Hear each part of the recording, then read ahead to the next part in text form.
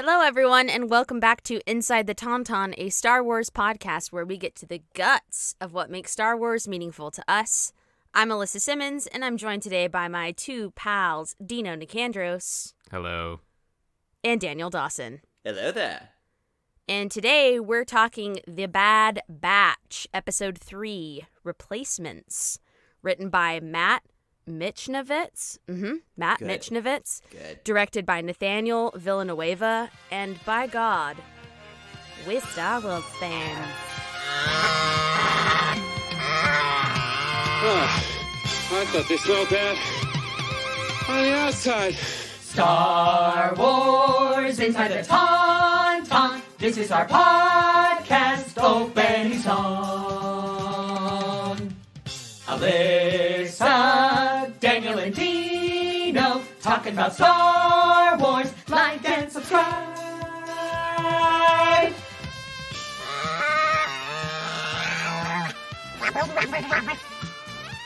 Well, here we are. Episode 3. Welcome back, everyone. This is now an Australian podcast.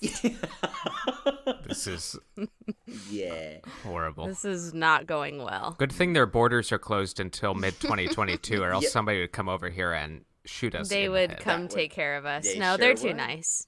They Well, they sure would take care of us, but they would do it while smiling. Right. Giving everybody a heads up right now, out there in podcast land. My sound sounds different because it is different. I'm in a different home right now, being a little dog sitter for my good friend Remy. Ram. He's sitting right next to me. He's very cute. So it's possible he might get excited because the gardeners might come, and it'll be a hilarious little outtake. Oh, yes. People will not know what to do with themselves. It No. will be so funny. Won't it be hilarious? But Remy is a big Star Wars fan. Aren't you, Papa? Yeah. Boo, boo, boo. Yeah, you are. He's a big Star Wars fan.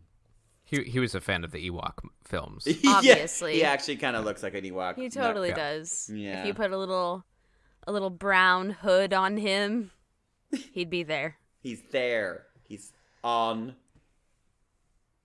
And Yeah. So, anyways, how did you two feel about this episode? Let's Oh, just I talk liked general vibes at the start.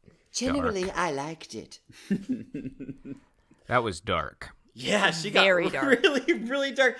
In fact, I mean, like, you know, I'm going to say it's up there with, like, one of the darkest Star Wars moments ever, maybe, which is, Yeah. like, saying a lot for a kid's show. Yeah, definitely some cold-blooded killing. Murder. And But I you feel know what? like It was we for were- a good cause. Oh. It was... Oh, Wow, Daniel's dear. taking my role today. Oh dear. All The for Empire the- sympathizer is Yeah, have all we for the Empire. switched? They needed to get the Wow. information because, you know, Oh my Saw God. Gerrera is a crazy person, and you know, Oh my gosh. gotta get. I think that we were guy. kind of prepared for it to go pretty dark, Yeah. but this was But not that dark, man. No. That was very It unexpected. made the redemption arc that we're all hoping for Mhm.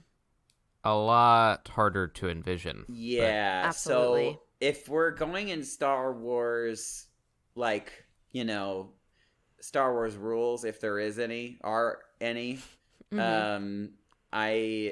it feels like if he's going to have a redemption, it means that he's gotta have to, like, sacrifice himself, which is sad but probable Yeah. at this point.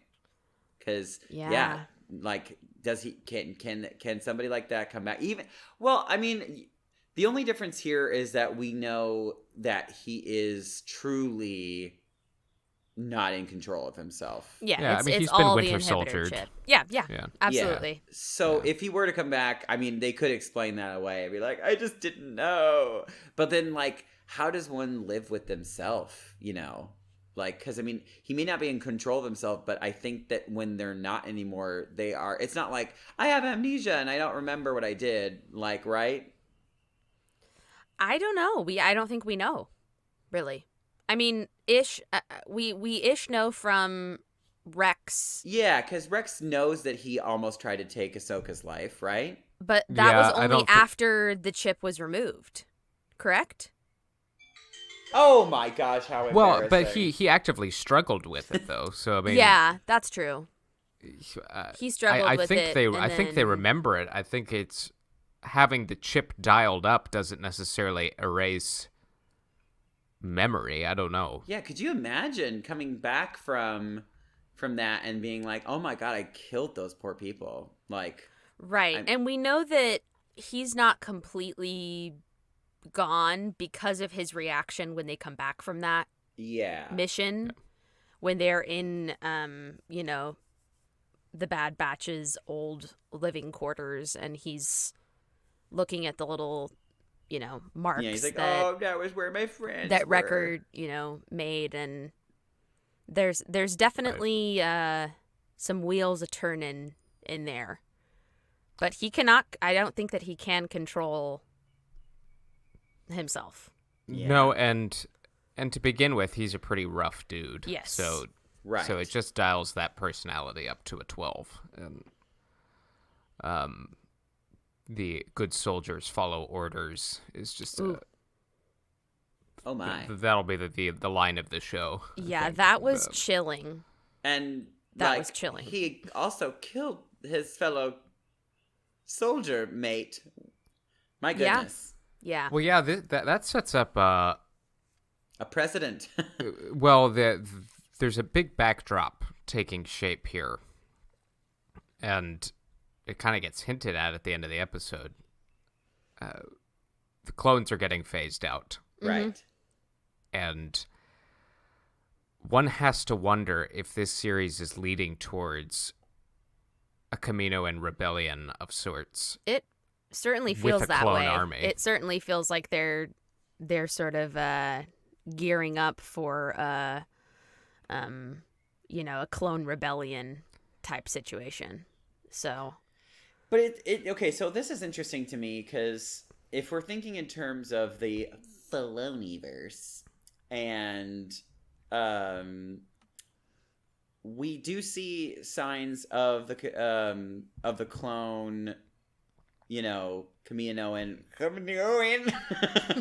that's the correct pronunciation. Yeah. They have a presence in the Mandalorian. And I'm Yeah, through wondering, Dr. Pershing. Yeah, exactly. So and they're I mean even up until that point, they're still, potential well not potentially, they are working with the, Empire / Are they First though? Order. Because he's not Kaminoan. That's the thing. It's like I wonder. Yeah, he's well, not. no, you're I right. wonder You're what right in happens. that regard. Yes. So it's Yeah. like that's an interesting thought. So did either he's working with the Kaminoans? Well, they've taken their or they've taken their Kaminoans. technology, Or they've taken everything. Yeah. Yeah. which I they suspect killed is them off probably and what decided happens. that this is ours now. Oh God, Ugh. yeah. That the more I think about it, that's absolutely what's about to happen. Yikes. is- Yeah. But that's Well, interesting. we'll set up some more backdrop. Yeah, background as we for go that. through, for sure. sure. So the episode kind of splits its attention between the Clone Force 99 and what's going on with the Empire's efforts to sweep away the Old Republic and convince everyone that this is the new way. We start off with Clone Force 99 crash landing on a moon, and their power That's no supply. moon. Yes, their power supply is blown, so they gotta figure that out. This felt very Empire Strikes Back to me, with the little oxygen breathers. Oh, yeah, and, totally. Very reminiscent. Like landing on the asteroid. mhm. Yeah. With the penis monster. Oh, yucky. Daniel's favorite. Were you hoping to see him again here on this moon? Yeah. We didn't get the penis monster again. Sad. Oh, bummer. And Hunter and Omega go to track down an Ordo moon dragon. Oh, something of note. Note it. Wrecker!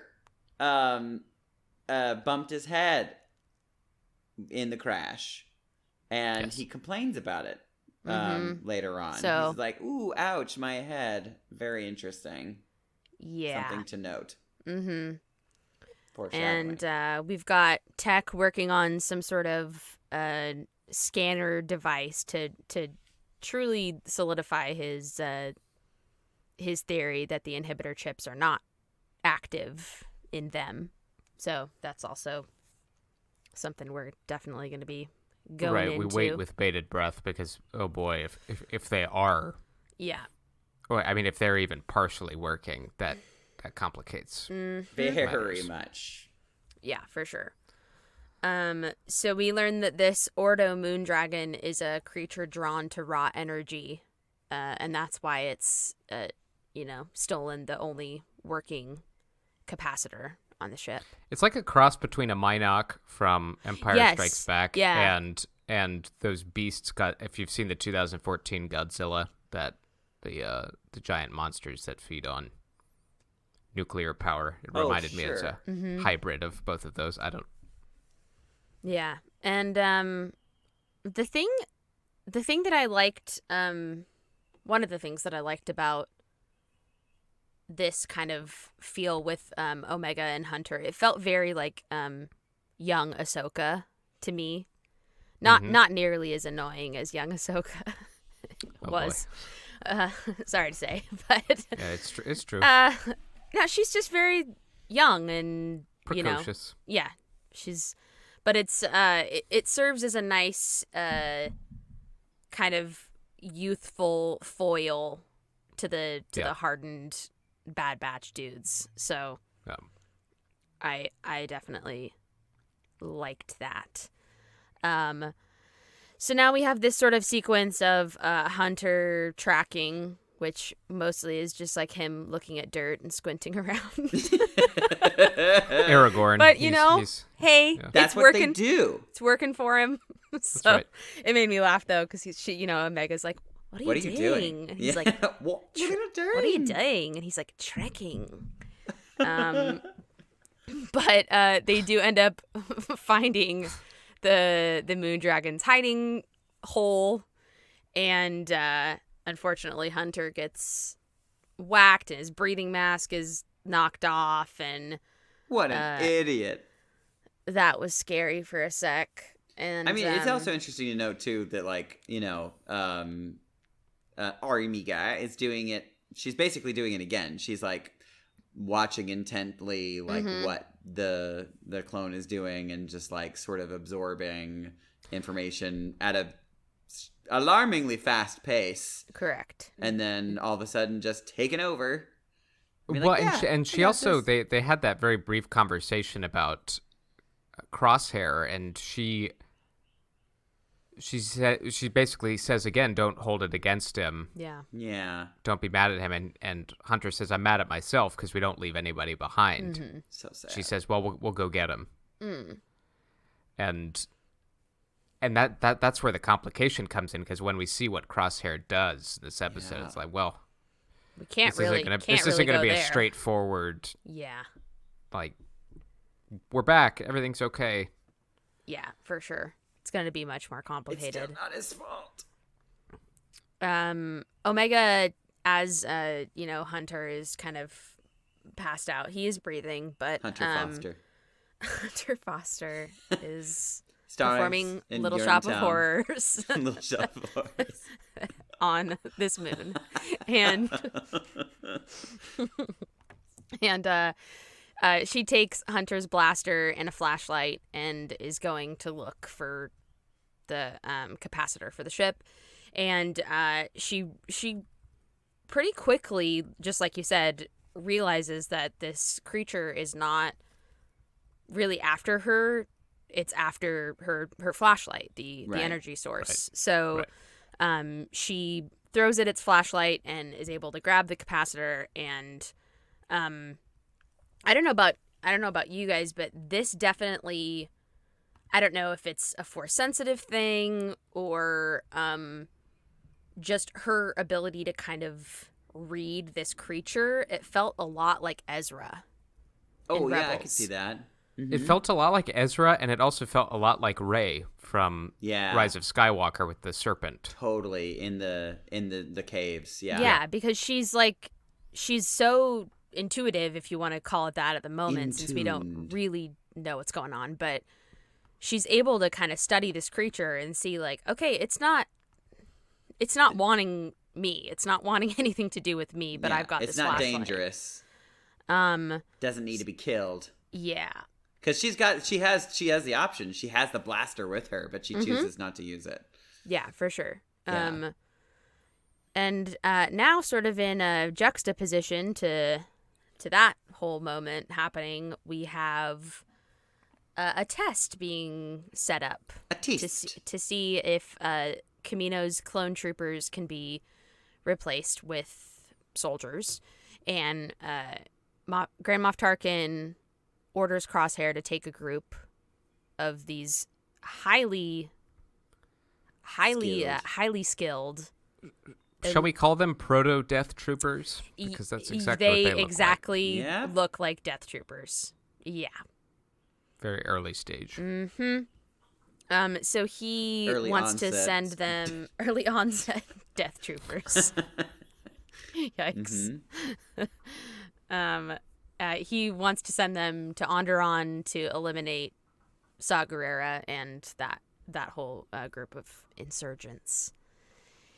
And then we have the moment that we talked about a little bit at the beginning of Crosshair questioning one of Saw's followers, and they say that they don't know where he is, and he just shoots them. And then one of the fellow future death troopers. He shoots a woman, even. Yeah, I mean, it's like he didn't even like blink. It wasn't even like a, oh, should I do? No. It just was like, and you're shot. I mean, whoa. And the one of the troopers who kind of talked back to him earlier is like saying, like, no, we're not hired to be executioners. Like, we are soldiers, and they don't have any information. Let's get out of here. And then he just shoots him point blank right in the chest. And we don't get to see the other guys' reactions, but no, because they're all armored up. But... yeah, but I'm very I'm curious if they're like scared shitless or if they're just like, okay, yep, we're on board. Well, I mean, or both. If they wanted to jump ship, they had their opportunity because there was 4 of them. But they were like, oh, guess we're doing this now. We're in or we're out. I guess we're in. And then those other troopers follow Crosshair's orders. Well, not necessarily his orders, but the orders of Tarkin, and kill the rest of those people. Even though we learned just moments before that they were just getting transport to another we're just some refugees. Area. And then that moment that he, that Crosshair says, good soldiers follow orders. It's definitely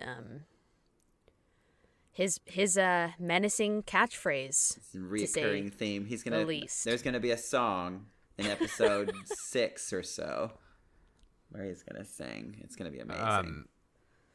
This Admiral Rampart character. Mm-hmm. Oh, yep. Uh-huh. Yep, we're getting into that section. Well, which, by the way, Tarkin got his governorship. If you notice very closely, he is now his rank insignia bar. He is now a Grand Moff. Mm-hmm. He is a governor. Mm-hmm. But this Rampart fellow is being put in charge of Operation War-Mantle. Yes, and if that sounds familiar to you, you are not wrong. No. You heard about this in passing in Rogue One. Yep. When Jyn is going through the computer archives on Scarif, and she mentions War-Mantle. She's trying to find the Death Star plans. Right. And so War-Mantle is, we come to understand, is the replacement of the clones with a conscripted army. Right. And one has to assume by the time of Rogue One, War-Mantle was a big old success as far as replacing them goes. Yeah, because now in It's Rogue One we have troopers. Replacing the clones is an abject failure, and probably the biggest one the Empire makes, and they don't even know it. But because they're funneling all their funds into the Death Star. Well, yeah, exactly, into the Death Star, and everything else suffers. But we quickly learn that the Kaminoans are running out of Jango Fett's genetic material, and this was actually mentioned sometime along the way in Clone Wars. But really interesting development that they are now having their contract phased out, but now they're running out of Jango's genetic material, which sets up the need for someone else's genetic material. Some bad batch material. I Now, don't know. this is my question, and it doesn't. I'm not sure if they made this super clear. But do you guys think that this is the Kaminoans are working like behind their back as far as that goes? Like they're doing it for their own purposes, or is it because they want to? They're doing it for the Empire. Like they're like, this will they don't know that they want this, but they want this. Like once we show them this new trick, they're gonna be like, wow, we love them now and we need you. I think it's a little more behind the back. Yeah, as kind of a because I mean, I honestly could see it going both ways. They're very hard creatures to read. Yeah, because they're so chill. Right. Yeah, so you're and like, I think they would okay. rather have their contracts preserved. Yeah. And they're trying to prove their usefulness That would to be the the Empire. easiest solution for them. But Lama Su at the end kind of gives me the idea that they need an insurance policy. Right. Because they see which way the wind is blowing. And Tarkin says for the time being, based on how well Crosshair's squad performed, that clones like him still serve a useful purpose, but they're on borrowed time. Yeah, and it's going to be a slow fade out. We also have just a little brief, speaking of like changing of ranks, Rampart gets promoted to Admiral after that little test.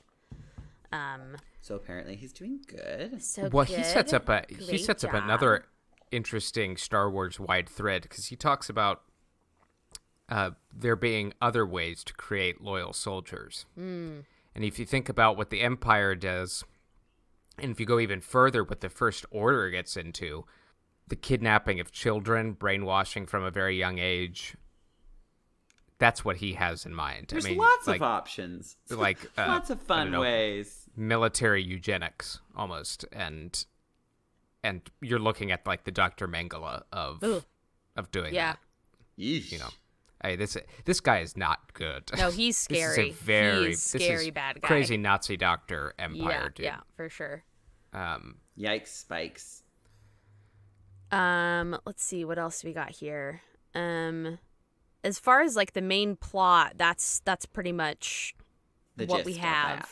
I was curious, like, also about they're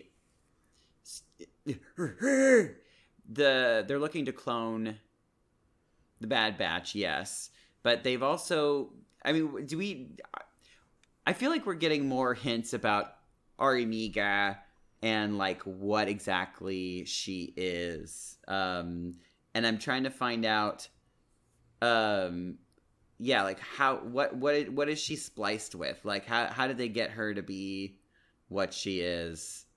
I don't know. Yeah, we don't know. Still a mystery. We got zero clarity on that this week, but yeah, other than her sort of portraying some more like Force sensitive qualities. Yeah. And like you said, Daniel, like very quickly picking up on how the other clones behave, like how the Bad Batch. Yeah, I could do like, that.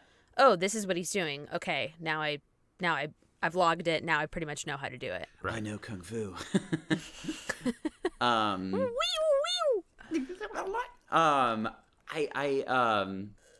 Yeah. Oh, guys. Hairbrain theory time. It's hairbrain theory time. Everybody go grab a swig of your favorite alcohol. Yep. Here comes Ready? And Daniel. Shots. What if? I mean, now that we know what makes money in Star Wars, what if Grogu showed up? I knew you were going to bring him into this. I knew Just what if? I mean, like, because he does exist during this time period. I know that he's being, like, hidden. Mm-hmm. But, like, what if the Kaminoans they find him? Have some of his DNA. To help make the superior clone. Maybe some of those sexy Grogu midichlorians are inside. This is actually not your most outlandish. No, this idea. isn't the most insane. But I mean, like, it is worth noting that he does exist during this time. He is currently just to at least remind us that he exists. Yeah, he's the same age so basically cute. As Anakin. So he's like in his 20s. So he's even smaller than the first time we see him. Yeah. God, he'd be so cute. So he's about 10 years older than Arviga. So I don't know. It would be interesting because like I could see Disney being like, must bring in Grogu, make more money. It's possible. I think maybe what if you got like a Dr. Pershing? Yeah, something that sort of some referenced that where it's story. Like, yeah, without going all the way there, fully just having him like goo goo gaga onto the. Well, of course, Dr. Pershing's pretty young in that series, so he would be his dad or something. He'd be about 10 years. Well. Or he could be a kid. He could be a kid 20 scientist. years younger here. He could be a Doogie Howser situation. Just saying. But kind of like with the insane Palpatine stuff, there could be nods to again the research of the technology. There's definitely a connection there. I could get into that for sure. Filoni is setting up an obvious like there is a thread that is being he is needling this thread through like all of his series now, and it's all kind of coming from Kamino, and it's like what is it? We don't know what that is yet, and like where is that end game going to be? Is the end game eventually? I mean, I guess what I'm trying to figure out is the end game Rise of Skywalker, or is there something that we just don't even know yet that he hasn't revealed? I don't know. It would certainly help them to give some more background on Rise of Skywalker because there's some very stark developments in that movie that need some coloring in. Oh. Well, if there's one thing that we definitely trust Filoni to do, it's go back in and shade in and color in and enrich stories that we already know and love. The episode ends with a really sweet little moment, and we learn earlier on in the episode that Omega doesn't even have her own room, and that was a Wrecker builds her this little like cubby room and her little puts sweet lights and her own window. Yeah, just really, really sweet moment that is further connecting her to this group. Very upset. He hates Omega. He doesn't like Omega. And I thought that was a sweet way to end a very dark, upsetting episode. Yes, palate truly. Cleanser. Although it's I don't want to think about it, but it because of my dark mind, I'm already thinking about, because when they're setting up something so nice like that, look at this nice thing that Wrecker did, and meanwhile earlier in the episode he's complaining about his head hurting. He's gonna have a turn, and it's gonna be really fucking sad. And because he just did this really sweet, wonderful thing for Omega, and then eventually his chip is gonna Well, chip maybe in, Tech is so going to figure out how to remove the chips. I certainly hope so. But I think there's going to be a scary moment before that happens. I think that it's going to start to he's going to start to turn, and they're like, "Oh God, we have to get it done and then now." there was the whole question of number one, is this just one series or one one season?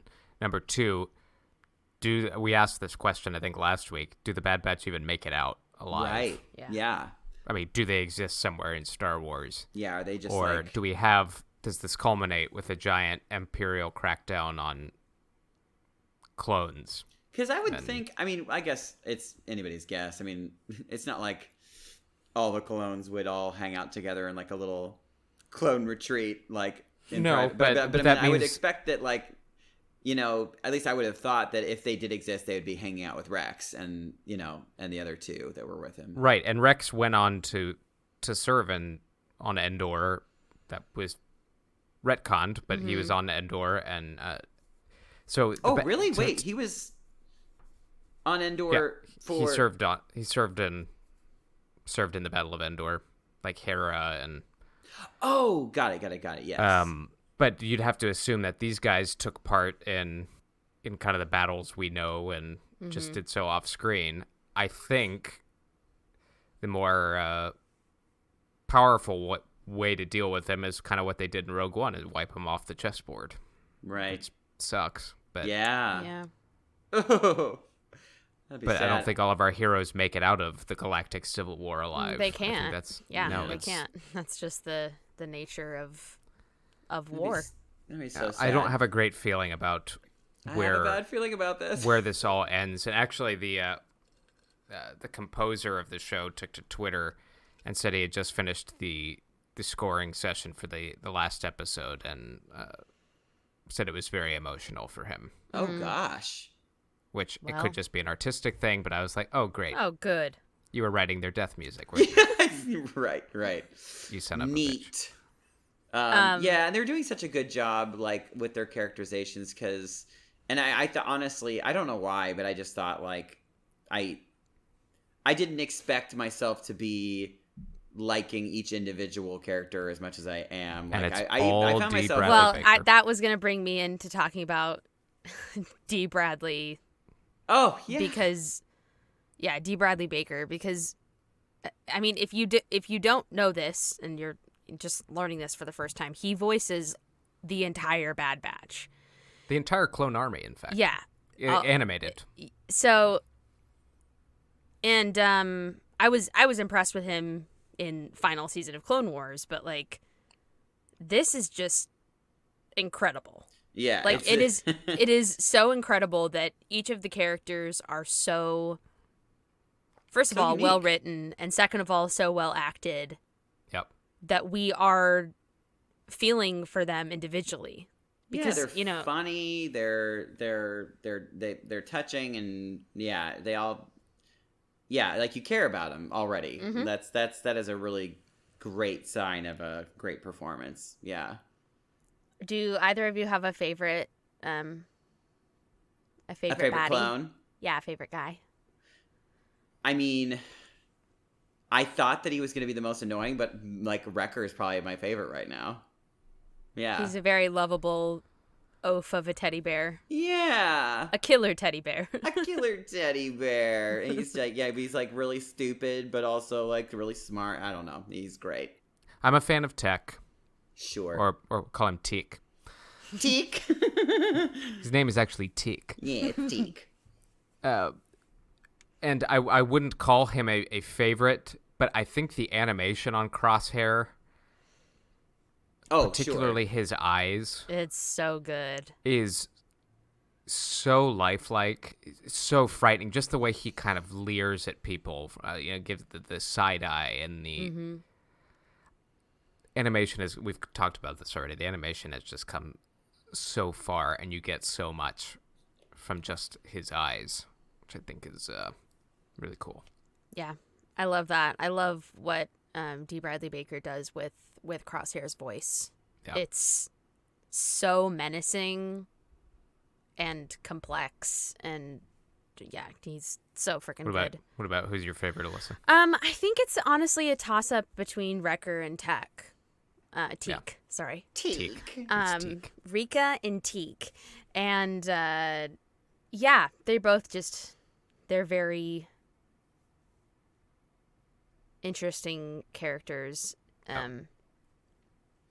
Yeah, to be honest, like, I was excited for this series. I wasn't, like, losing my mind by any means. I thought they were fun. I thought they were fun characters from the final season of Clone Wars. I was like, yeah, that's cute. That's cute that they're going to get their own spin-off. Like, that'll be some cool. And basically, we knew because of the timeline of things, some other, character cameos we might get, and some other, nice little juicy info prior to our other, Star Wars films and TV shows. But I'm really enjoying it, and it's taking me by surprise in numerous ways. Yeah, I'm enjoying it, and I'm excited and scared. Yeah, for where we're headed. If this is any indication, I mean, they've already gone down a very dark road. So like they're now that I know that they're willing to go there, I'm like, oh no, oh no. Well, and if we do indeed see War-Mantle finished, or taken to its completion, it's going to be a bloody little conflict where all the clones, who most of them have now pledged allegiance to the Empire enthusiastically, so it's going to be very confusing for them if they're eliminated. This happens. It's just going to be tragic, just for everybody involved. Tragedy! It's tragedy! Yeah, it's going to be sad. Yeah. Well, that was the episode. Yeah. Any other thoughts and feelings y'all have about it? Where do you think you were going? What do you think is the next inciting action? Well, they have to find Rex at some point. Right? So. I feel like that's either this next one or the following. That's my thoughts and feelings. too. This felt somewhat not in a bad way. This felt somewhat like a side quest. Yeah. Getting stranded on the moon and everything. Yeah, this episode was a lot more about character and world building. Well, especially as far as the Empire goes. Yeah. Yeah, because they've made their intentions perfectly clear with how so, there's no ambiguity there on and will the Kaminoans kind of get sinister in their attempt to maybe track down one of the Bad Batch? Yeah. Is it going to be a forcible, like, we need your DNA, or is it a willing compliance? That'll be interesting. Yeah, for sure. And to see which one they replace Jango with. Yeah, because that's coming in some capacity. So, exciting stuff. We hope that you are watching the Bad Batch. Wagon is coming down the street. The Camino wagon? Wow. I actually did not see that one coming. That wasn't even kind of sort of wagon. It doesn't make any sense. No, one word, but oh, Daniel. But what if they did have a wagon? If they do, you all owe me dinner. Fine. You know what? Yeah. All right. Deal. Deal. Oh, wow.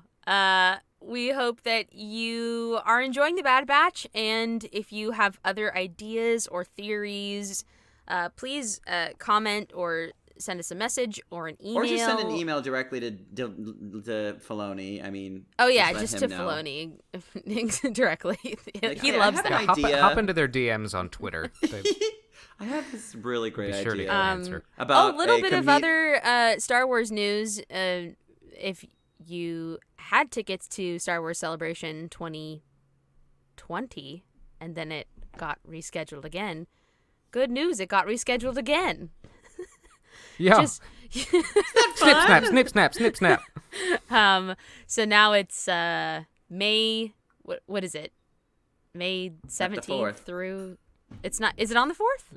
No. It's May 17th through the 20th. Mid-May.